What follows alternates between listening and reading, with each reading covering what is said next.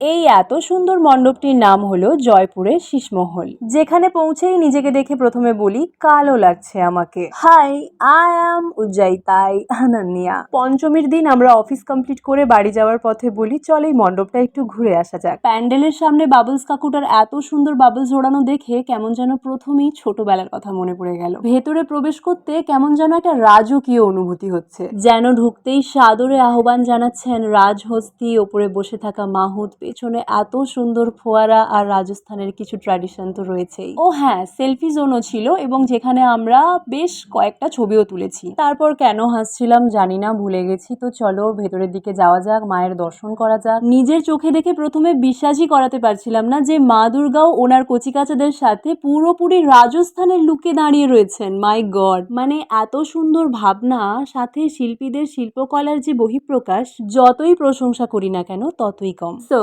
Tata.